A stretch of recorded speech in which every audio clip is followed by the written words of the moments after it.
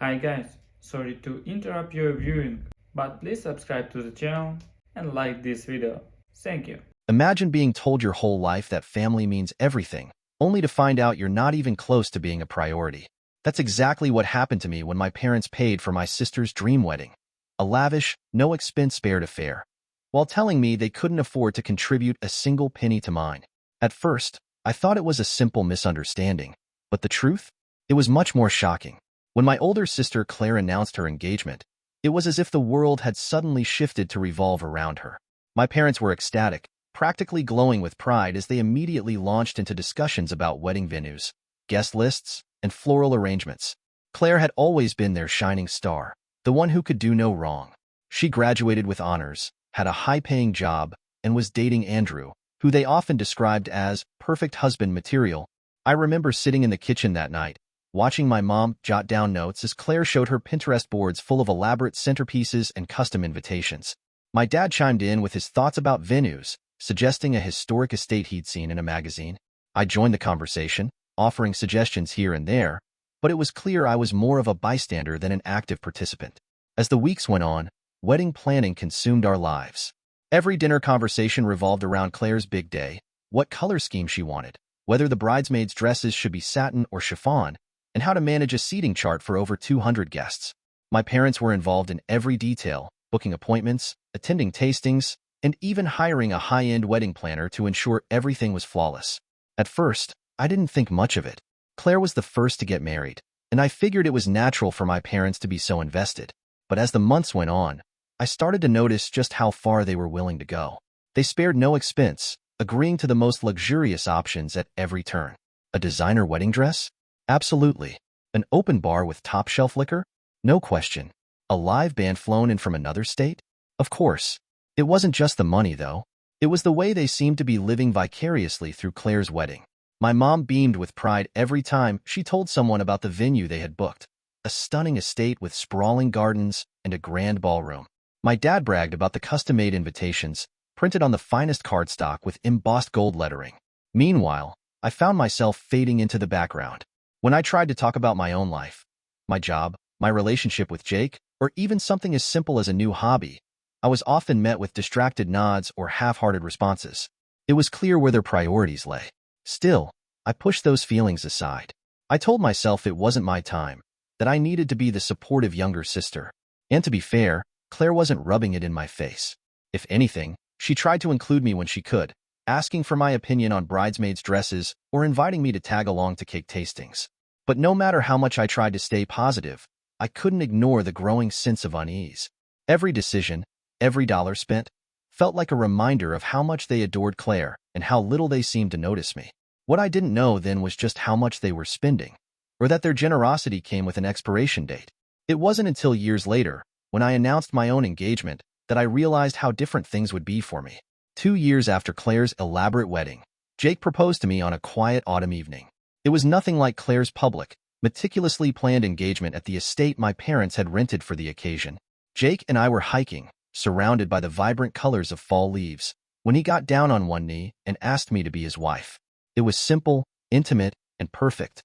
I couldn't wait to tell my family. That night, I called my parents and Claire, practically bursting with excitement.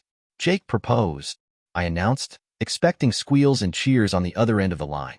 "Oh, how nice," my mom said. Her tone was warm but oddly restrained, as if I just told her I'd won a free toaster. "Congratulations, sweetheart." My dad's response was even more underwhelming. "Good for you," he said. "Jake's a good guy." He then launched into a story about a golf game he played that afternoon, completely derailing the conversation. I brushed it off, convincing myself that maybe they were just caught off guard. After all, it wasn't every day that their younger daughter got engaged. Surely, once they had time to process the news, they'd be just as excited as they had been for Claire. The next weekend, Jake and I went to my parents' house to celebrate, or at least, I thought that's what we were doing. My mom greeted us at the door with a smile and a quick hug, while my dad offered Jake a handshake and a polite, "Congratulations, son." Inside, there was no sign of celebration. No champagne, no cake, no festive decorations like the ones they had prepared for Claire's engagement dinner. Instead, my mom had thrown together a basic dinner, chicken, rice, and a salad, while my dad talked about a new car he was thinking of buying. Are you thinking of a big wedding or something smaller? My mom asked casually over dessert, as if it were a passing thought. Well, we haven't decided yet, I said, but I was hoping we could talk about a budget. Claire's wedding was so beautiful, and I'd love to do something similar. My mom's smile faltered for a moment before she quickly recovered. Oh, sweetheart, we'd love to help, but things are a little tight right now. You know, with inflation and your dad's retirement coming up. Her words felt like a slap in the face. But you paid for Claire's wedding, I said, trying to keep my voice steady. That was different, my dad chimed in. Claire's wedding was a big deal. It was her dream day, and we wanted to make it special. And mine isn't a big deal? I asked, unable to hide the hurt in my voice. They exchanged a look, the kind of silent communication parents use when they know they're on thin ice. It's not that, my mom said. We just don't have the same resources we did back then. We're still recovering financially from Claire's wedding, and we can't afford to do that again. I sat there, stunned. They hadn't even asked about my plans or what kind of wedding I wanted before shutting me down. I wasn't expecting them to pay for everything, but the complete lack of enthusiasm and support felt like a gut punch.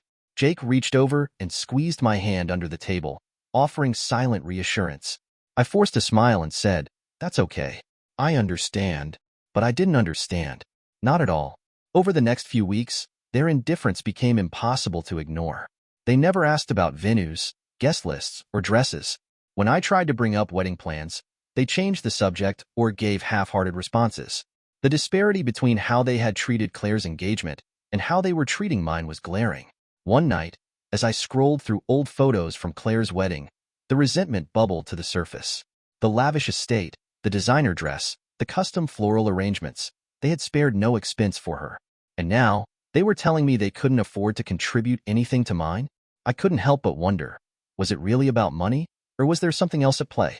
The more I thought about it, the more certain I became that this wasn't just a matter of finances. My parents' priorities were clear, and I was nowhere near the top of their list. Something didn't add up, and I was determined to find out what it was. It was a rainy Wednesday evening when I finally decided to bring up the topic of my wedding budget. Jake and I had been brainstorming ideas, trying to keep things modest but still meaningful. Yet, as much as we tried to make the numbers work, we realized that a little help from my parents would make a world of difference. Given how generous they had been with Claire's wedding, I figured it wasn't unreasonable to ask. My parents were sitting at the dinner table, finishing up the last bites of spaghetti and garlic bread. The rain tapped gently against the windows, filling the silence between us. I took a deep breath and said, "So, Jake and I have been talking about the wedding, and we were wondering if you'd be able to help with the expenses, like you did for Claire." The reaction was immediate, though not what I expected. My mom froze mid-bite, her fork hovering in the air, while my dad leaned back in his chair, suddenly very interested in the rim of his water glass. They exchanged a look, a silent conversation that made my stomach churn, before my mom sighed and set her fork down. "Sweetheart," she began, her tone soft, almost apologetic. "We'd love to help, but we just can't afford it right now." I blinked, caught off guard. "What do you mean you can't afford it?" "We're still recovering financially from Claire's wedding," my dad added, avoiding my gaze. "It was very expensive, and we just don't have the funds to do it again." For a moment, I sat there, trying to process what they were saying. "But you paid for everything for Claire," I said, my voice trembling slightly. "Why can't you do the same for me?" "It's not that we don't want to," my mom said quickly. "It's just that things are different now. The economy, your dad's retirement coming up. It's not as easy as it was a few years ago." I stared at them, struggling to keep my emotions in check. "So, I don't get the same support because of bad timing?" I asked, the words sharper than I intended. My mom's face flushed, and she looked away. "That's not what we're saying," she mumbled. But that's exactly what it felt like. For the rest of the evening, I couldn't shake the growing sense of betrayal. It wasn't just about the money, it was the principle. My parents had gone above and beyond to give Claire her dream wedding, yet here they were, shrugging off the idea of contributing to mine as if it were a burden they couldn't be bothered with. Later, when Jake and I were back at our apartment, I couldn't hold it in any longer.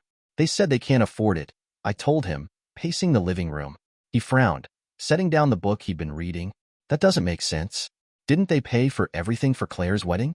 The venue, the catering, even the band?" "Exactly," I said, throwing my hands up in frustration.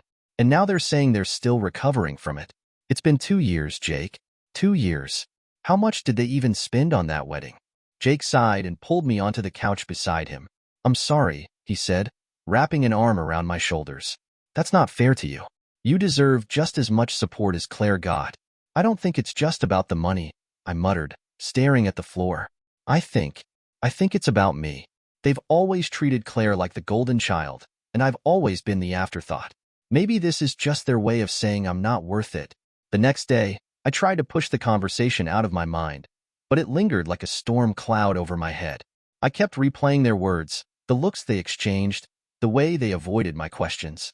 Something didn't add up, and the more I thought about it, the more determined I became to get to the bottom of it. I decided to confront my mom alone, thinking maybe she'd be more open without my dad there. That evening, I called her and asked if we could talk. She hesitated, but eventually agreed. When I arrived at the house, she was sitting on the couch with a cup of tea, flipping through a magazine. She smiled as I walked in, but her eyes gave her away. She was nervous. Mom, I said, sitting down across from her, I need you to be honest with me. Is this really about money, or is there something else going on? She stiffened slightly but kept her voice calm. What do you mean? I mean, you and Dad spent so much on Claire's wedding. You didn't hold back on anything. But now you're saying you can't even help with mine? It doesn't make sense. She looked down at her tea, swirling the liquid absently. Things were different back then, she said quietly. Different how? I pressed. Her response was hesitant, almost reluctant. Claire had certain resources that you don't. We were able to do more for her because of that. What resources? I asked, my heart pounding. But instead of answering, she just shook her head and muttered, It's complicated. And just like that, I knew there was more to this story than they were letting on. Their words echoed in my head long after that awkward dinner. We just can't afford it. I replayed the conversation over and over, trying to convince myself it was true. Weddings are expensive. Maybe Claire's wedding really had drained their savings. But the more I thought about it, the harder it became to believe. Claire's wedding hadn't just been expensive. It had been extravagant. They'd booked one of the most exclusive venues in the area, a historic estate with sprawling gardens and a grand ballroom. The decor was custom-made, with floral arrangements so elaborate they looked like they belonged in a magazine. Claire's dress had been a one-of-a-kind designer piece, and the catering included a 5-course meal and an open bar with premium liquor. It wasn't just the big expenses either. My parents had gone all out on the little things too. Engraved invitations, personalized favors, a live band flown in from another state. At the time, I'd been happy for Claire, but now, I couldn't stop wondering. If they had been willing to spend so much on her, why hadn't they planned for me? They'd always known I would get married one day too. So why hadn't they saved for it? The more I thought about it, the angrier I became. It wasn't just about the money. It was the principle. Claire had always been the golden child, the one who could do no wrong, and their treatment of her wedding only reinforced that. They'd bent over backward to make her day perfect, and now they couldn't even pretend to care about mine. I tried to talk to Claire about it, hoping for some clarity. One afternoon, we met for coffee, and I finally brought it up. Do you remember how much Mom and Dad spent on your wedding? I asked, trying to keep my tone casual. Claire frowned, stirring her latte. Not exactly, she said. Andrew and I handled some of the smaller expenses, but they covered most of it. Why? They told me they can't afford to help with mine, I said, my voice trembling. They said they're still recovering financially from your wedding. Claire's eyes widened. What? That doesn't make sense. It's been 2 years. And they didn't seem stressed about money back then. Exactly, I said, my frustration bubbling to the surface. It feels like they're making excuses. I don't get it. Claire leaned back in her chair, looking thoughtful. You know how they are, she said after a moment. They probably just didn't plan ahead. Or maybe they think you and Jake can handle it on your own. But that's not fair, I said. Why didn't they expect you and Andrew to handle it on your own? Claire hesitated, then sighed. Look, I don't know. I'm sorry they're being like this. It's not right, and you deserve better. But maybe it's not worth stressing over. You and Jake can still have an amazing wedding, even without their help. Her words were meant to be comforting, but they only fueled my resentment. It wasn't just about having a nice wedding. It was about feeling valued, about being treated equally. For the first time, I started to wonder if my parents even saw me that way. As the weeks went on, their indifference became harder to ignore. My mom barely asked about my wedding plans, and when I brought up potential venues or dress ideas, she responded with vague, dismissive comments like, "That sounds nice," or "whatever makes you happy." One evening, I decided to press my dad for answers. We were sitting in the living room, watching a baseball game. when I casually mentioned that Jake and I were looking at a few venues. Do you think you'd be able to help with a deposit? I asked, trying to sound neutral. My dad didn't even look away from the screen. I told you, honey, we're still trying to recover from Claire's wedding. We can't do it. Dad, it's been 2 years, I said, my frustration slipping through. How much did you even spend on her wedding? He finally turned to look at me, his expression defensive. It was a lot, okay? But it was worth it. Claire deserved it, and I don't. I shot back, my voice rising. He sighed, running a hand through his hair. It's not about that. It's just, things were different back then. We had more flexibility. Now, with retirement coming up and everything else, it's just not possible. I wanted to believe him, but there was a nagging voice in the back of my mind that wouldn't let me. Was it really about money? Or was it about me? Had I always been less important to them than Claire? That question haunted me for days. I couldn't shake the feeling that there was something deeper going on, something they weren't telling me. I started paying closer attention to their behavior, looking for clues. One night, I caught my mom looking through old photo albums of Claire's wedding. She smiled as she flipped through the pages, reminiscing about the perfect day. When I walked into the room, her smile faded, and she quickly closed the album. Do you ever think about my wedding? I asked, unable to keep the bitterness out of my voice. Of course I do, she said, though her tone didn't match her words. It's just, we don't have as much to work with this time. I didn't say anything, but my heart sank. Whatever was going on, it was clear that my wedding, and by extension, I, wasn't a priority to them. And no matter how much I tried to rationalize it, I couldn't shake the feeling that this was about more than money. As I dove into planning my wedding, the disparity between how my parents treated Claire's wedding and how they were treating mine became impossible to ignore. They hadn't just declined to help financially, they seemed entirely uninterested in being involved at all. When I mentioned venues or caterers, they would nod absent-mindedly or respond with vague platitudes like, "That sounds nice." But their lack of engagement stung the most when they still spoke about Claire's wedding with a reverence that bordered on obsessive. Every time we gathered for dinner, Claire's wedding found its way into the conversation. My mom loved to reminisce about the stunning floral arrangements or the way the light had filtered through the windows of the grand ballroom. My dad often brought up how proud he'd been, watching Claire and Andrew share their first dance. Meanwhile, my own wedding barely seemed to register with them. They rarely asked me how planning was going, and when they did, it felt like they were just going through the motions. It was as if they'd poured all their enthusiasm into Claire's wedding, leaving nothing for me. One evening, after another particularly frustrating conversation, I vented to Claire. "I just don't get it," I said, pacing around her living room. "Why do they care so much about your wedding and act like mine doesn't even matter?" Claire sighed, setting her coffee mug down on the table. "Maybe they're just stressed," she offered. "You know how they get. Dad's been talking about retirement, and Mom's been trying to cut back on expenses. That doesn't explain why they're so uninterested," I said, crossing my arms. "It's not just the money, Claire. They don't even seem excited for me. It's like they don't care." Claire hesitated, then nodded. "I've noticed it too," she admitted. "They were way more involved in my wedding. I don't know why they're being like this with you." Her words, though validating, only deepened the ache in my chest. Even Claire, the golden child, could see the disparity. As I continued planning, the lack of support from my parents became increasingly apparent. Jake and I were navigating everything on our own, finding vendors, budgeting, and making decisions without any input from them. I had hoped they'd at least want to be part of the process, but every time I tried to include them, it felt like I was dragging them along. When I called my mom one afternoon to ask if she wanted to come dress shopping with me, she hesitated. "I'm not sure I can make it, sweetheart," she said. "I've been so busy lately." "Busy with what?" I asked, trying to hide my frustration. "Oh, you know the usual," she said vaguely. "Errands, appointments. Why don't you take Claire? She has such good taste." I hung up the phone feeling deflated. Claire was more than willing to come with me, but that wasn't the point. I wanted my mom to be there, to share in the excitement, to feel like she cared. Instead, I felt like an afterthought. The divide between us only grew as the months went on. My parents' indifference made me question everything, whether I wasn't as important to them, whether I was somehow less deserving of their love and attention. Claire, to her credit, tried her best to support me. She came to dress fittings, helped me pick out invitations, and even accompanied me to a few venue tours. But even her efforts couldn't erase the sting of my parents' absence. "They'll come around," Claire said one day as we flipped through fabric samples for table linens. "Maybe they just need time to adjust." It's been months, I said, shaking my head. How much time do they need? She didn't have an answer. The final straw came when I sent my parents an email with a list of potential venues I was considering.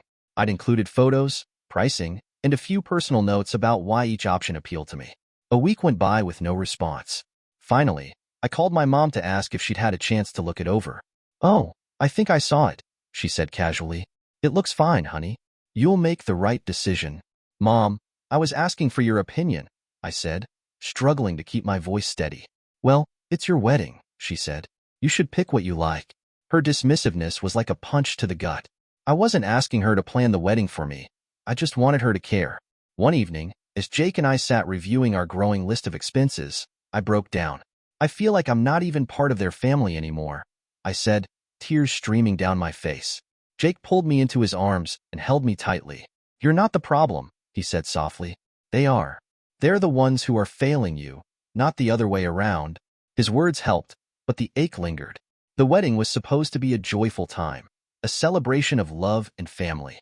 But instead, it felt like a stark reminder of where I stood in my parents' eyes, somewhere far behind Claire.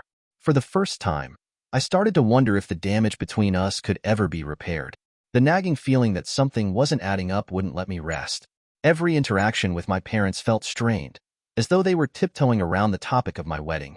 Whenever I tried to bring up the differences between how they treated Claire's wedding and mine, their responses were vague and evasive. One day, after weeks of frustration, I decided to stop hinting and start asking direct questions. "Mom, how much did you and Dad actually spend on Claire's wedding?" I asked casually as we sat together folding laundry. She hesitated, her hands pausing mid-fold. "I don't remember the exact amount," she said, avoiding my eyes. "It was a lot, but we wanted it to be special for her. Didn't you ever think about saving for mine?" I pressed. "I mean, you knew I'd get married someday too." Her lips tightened, and she shrugged. "It's not like we didn't think about it, but things were different back then." That same night, I decided to try my luck with my dad. We were in the garage, where he was tinkering with some old tools. I leaned against the workbench, pretending to admire his collection of wrenches. "Hey, Dad," I said, trying to sound nonchalant. "Do you ever regret spending so much on Claire's wedding? Like, did it put a strain on your finances?" He looked up briefly, his expression guarded. "It was a big expense, sure, but we managed." "Managed how?" I asked, narrowing my eyes. "Mom said you're still recovering from it." He froze for a moment before letting out a sigh. "It wasn't just us who paid for Claire's wedding," he muttered, turning back to the toolbox. My stomach tightened. "What do you mean?" "There were other factors," he said, his voice trailing off. "What kind of factors?" I pressed, stepping closer. He shook his head, clearly regretting the slip. "It doesn't matter. What's done is done." But it did matter. His words felt like a crack in the wall, and I was determined to break it wide open. The next day, I started digging. I went through old photos, emails, and receipts, anything I could find that might shed light on what my dad had meant by other factors. It was slow going at first. Most of the wedding-related documents I found were vague, referencing payments to vendors without specifying where the money came from. Then, tucked into the back of an old photo album, I found a handwritten note from Claire's father-in-law, Thomas. It was brief but telling. "Thank you for coordinating with us on the wedding expenses. Andrew and Claire deserve the best, and we're happy to contribute." The words hit me like a lightning bolt. I had no idea Claire's in-laws had pitched in. My parents had always spoken about her wedding as if they had footed the entire bill themselves. Why hadn't they ever mentioned this before? Armed with this new information, I decided to confront my mom again. This time, I didn't sugarcoat my questions. "Why didn't you ever tell me that Thomas and Andrew's family helped pay for Claire's wedding?" I asked, holding up the note I had found. Her face flushed, and she fumbled for words. "Well, they did contribute," she admitted reluctantly. "But we still paid for most of it." "How much?" I demanded. "What percentage did they cover?" She sighed, looking defeated. "They paid for the venue and part of the catering," she said. "It was a big help, but it didn't cover everything." "So, it wasn't just you and Dad sacrificing everything to give Claire her dream wedding?" I said, my voice laced with bitterness. "You had help. A lot of it." Her expression turned defensive. "What are you trying to say?" "I'm trying to figure out why you acted like Claire's wedding was this monumental financial burden when you clearly weren't alone in paying for it," I said. "And why you didn't even try to save for mine." The next bombshell came a few days later when I asked Claire about her wedding expenses. She seemed surprised by my questions, but answered honestly.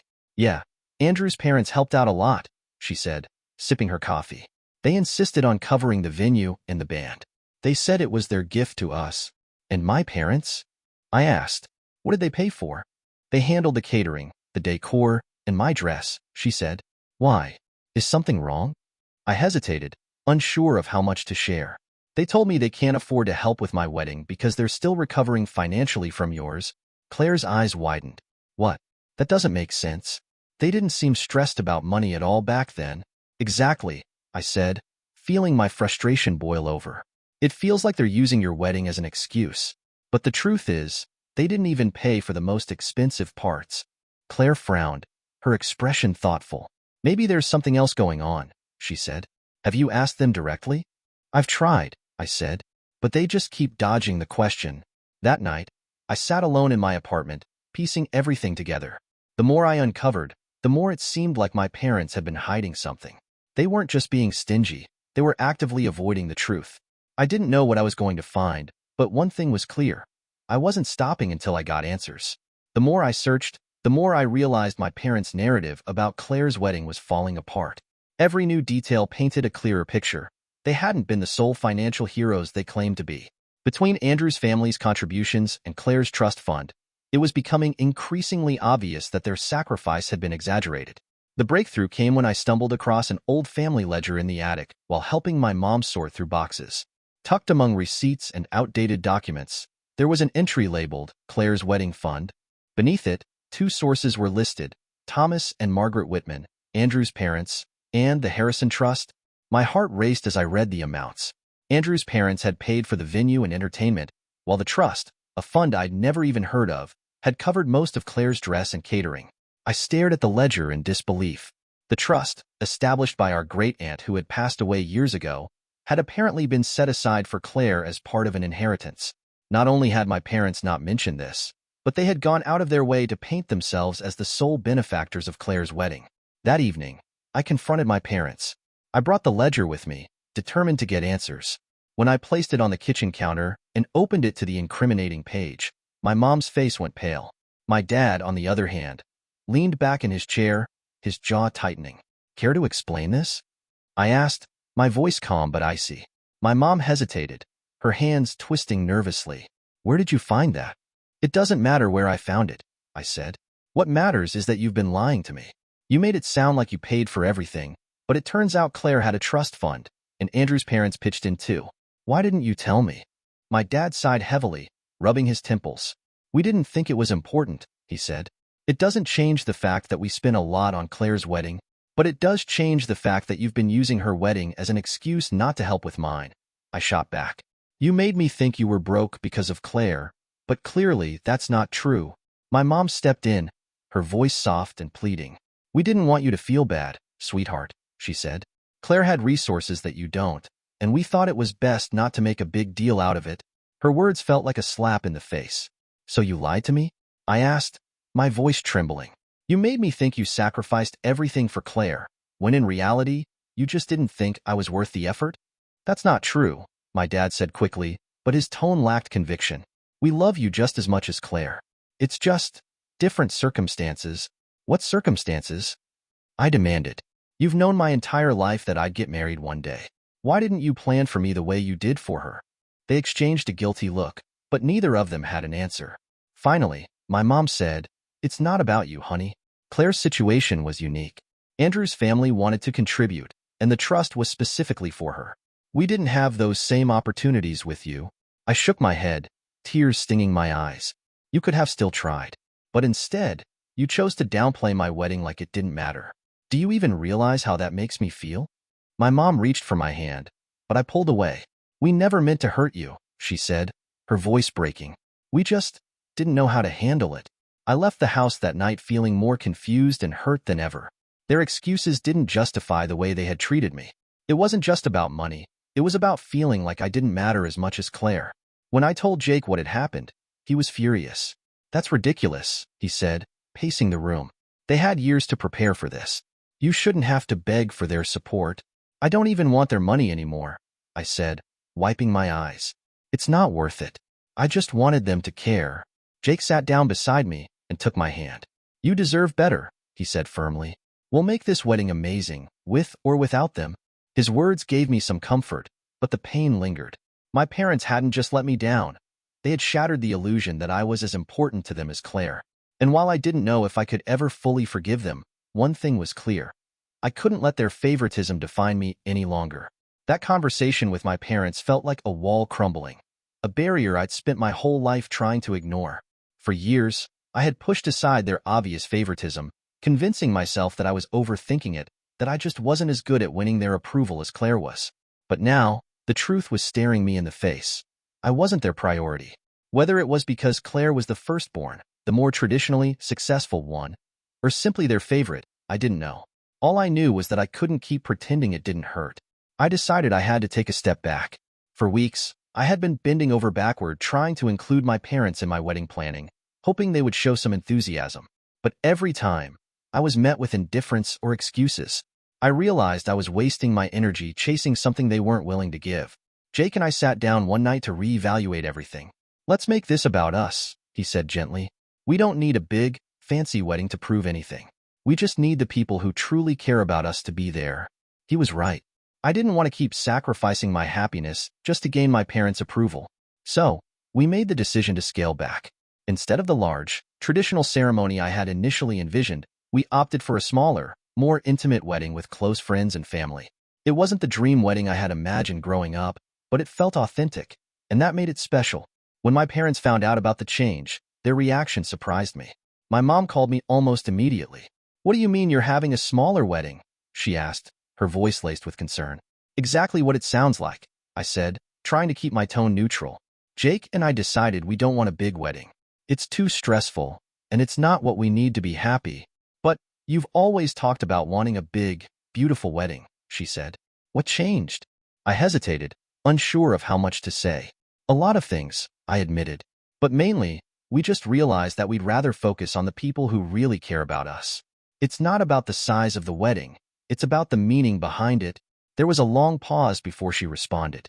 "We didn't mean to exclude you," she said quietly. "If that's how you feel, I'm sorry." Her apology sounded sincere on the surface, but it felt hollow. It wasn't about the money. It never had been. It was about the principle, about how they had treated me differently from Claire, about how they had made me feel like an afterthought. In the weeks leading up to the wedding, I stopped involving my parents in the planning altogether. It was liberating, in a way, to take control of the process without worrying about their approval or input. Claire stepped in to help where she could, and Jake's family was incredibly supportive. For the first time, I felt like I was surrounded by people who genuinely cared about making the day special for Jake and me. Still, there was a lingering sadness I couldn't quite shake. No matter how much I tried to distance myself emotionally, I couldn't ignore the fact that my parents were supposed to be the ones standing beside me, offering guidance and support. Instead, they were on the sidelines, watching from a distance. When my mom finally asked if she could help with anything, I was tempted to tell her no. But I decided to give her one small task: finding a pair of earrings to match my dress. It wasn't much, but it was something. When she handed me the earrings a week later, she said, "I hope these are okay. I really do want to help, sweetheart." "They're perfect," I said, and I meant it. But in the back of my mind, I couldn't help wondering if she really understood why I had pulled away, or if she was just trying to ease her own guilt. On the day of the wedding, as I stood in front of the mirror in my simple yet elegant gown, I felt a wave of peace wash over me. This wasn't the wedding I had once dreamed of, but it was exactly what I needed. Jake and I were surrounded by love. Real, genuine love from the people who mattered most. When I walked down the aisle, I saw my parents sitting in the front row. My mom was dabbing her eyes with a tissue, and my dad looked unusually emotional.